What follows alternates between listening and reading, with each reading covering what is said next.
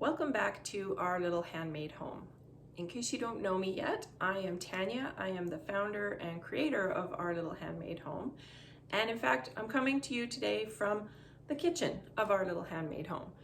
The reason for that is, there's plenty of reasons actually. Number one is the quote unquote desantification process of our house has begun. And this honestly is the cleanest room that I have right now. On top of that, I just really like the space. So today I have something a little bit different for you.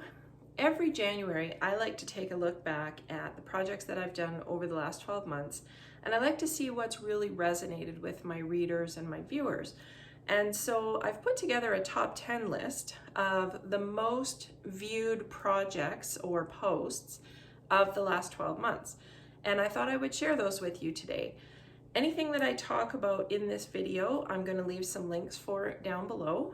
And that includes videos, posts, or even products that I'm using and talking about. So in no particular order, let's take a look at what you really loved in the last 12 months.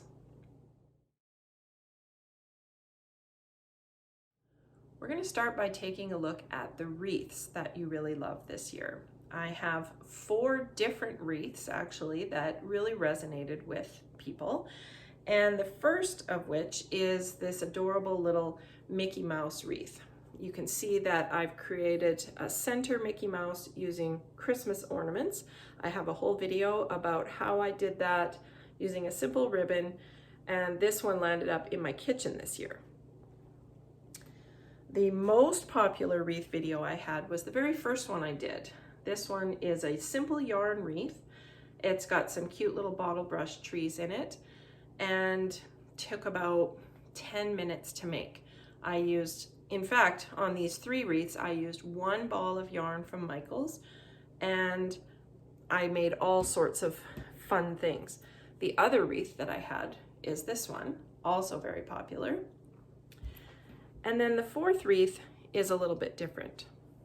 I created this wreath for the springtime using a grapevine wreath, some simple craft silk flowers, and a chalk couture board and transfer. I will leave links down below for the chalk couture products so that you can create something simple like this yourself.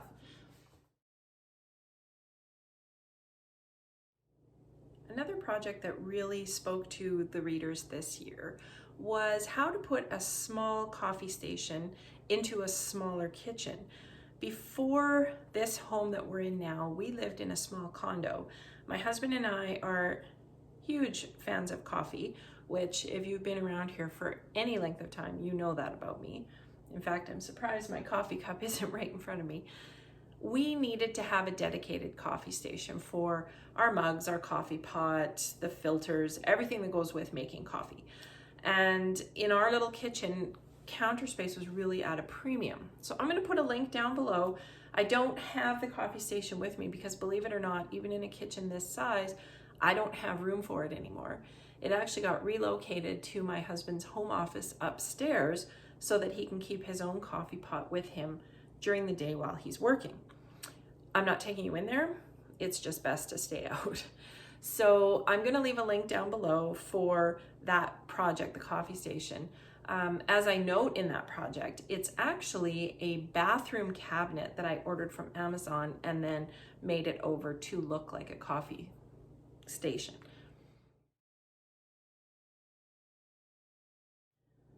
Next on the list, I had a couple of makeover projects. So these are dollar store and thrift store makeovers. The first of which is this reversible cutting board. So I rescued this out of a thrift store junk pile, basically. It was not in good shape. It was a simple plain wood cutting board, which I've painted on one side and the other, and then created my own transfers, which I cut out on my Cricut. One side for harvest, one side for Halloween that says boo, and I have the free pattern for you, which I will link to below for the ghosts and the little words on this. The fun thing with this piece is that each year I could keep it out for a couple of months, and by changing up some decoration around the handle, I can have a fall side and a Halloween side, and I don't have to store a really big piece. The other makeover that I had was a Christmas village. So these are the pieces that you can buy from the dollar store. They're cute. I don't like the colors in them personally. They don't work in my scheme. So I took pieces that look like this and turned them into pieces that look like this. Definitely fits better into my own personal decorating scheme. Nothing wrong with this, but not my style. So I have both a post and a video about how I made those over, and those will be linked below as well.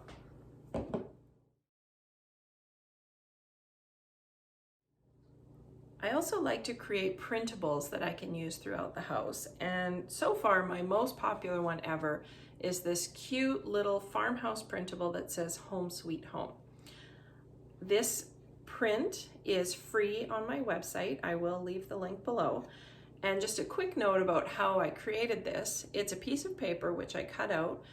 This is actually the top of a box, a little gift box or trinket box from the dollar store, which I've taken the lid, flipped it around, and used black Sharpie around the edges.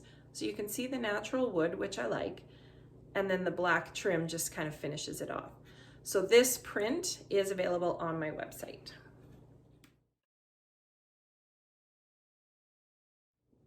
Another fun DIY for the spring is these cute little bee skeps, or beehives, if you will.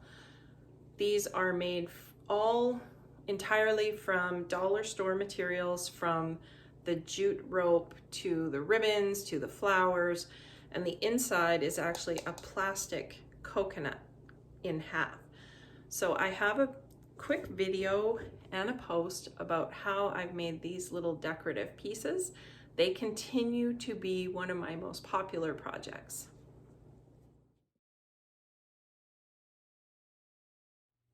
So this year, for the first time, we actually have a recipe on our top 10 list, and it is my recipe for my best ever Thousand Island dressing.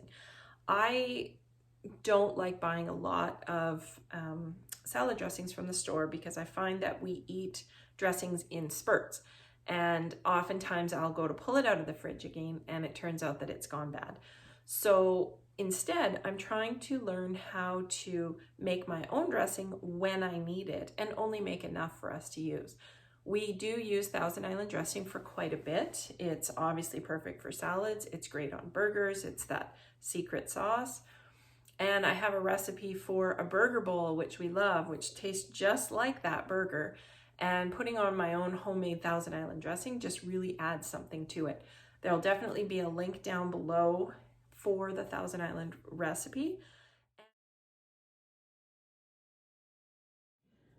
And last but not least, hands down, and I have to say, I'm so thrilled with how popular this next post is. I actually get feedback from readers with their photos of their own finished product, and I just love seeing that. I love seeing people use what I'm creating for you. So it is the table runner. Now this is the first version that I ever made, which is kind of an everyday print. Love the blue, gray, and cream colored fabric in this.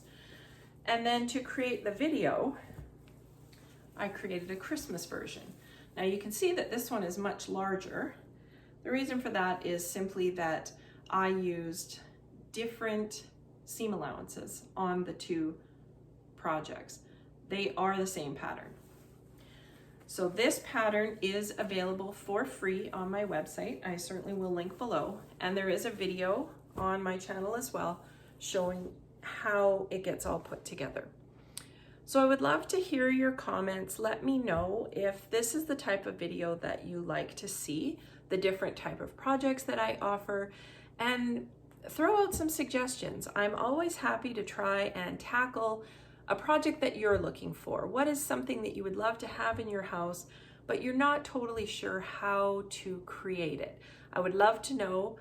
Drop a link in the comments or even send me an email through the contact page on my website, which is ourlittlehandmadehome.com. Thank you so much for watching, and I'll be back next week with a brand new project.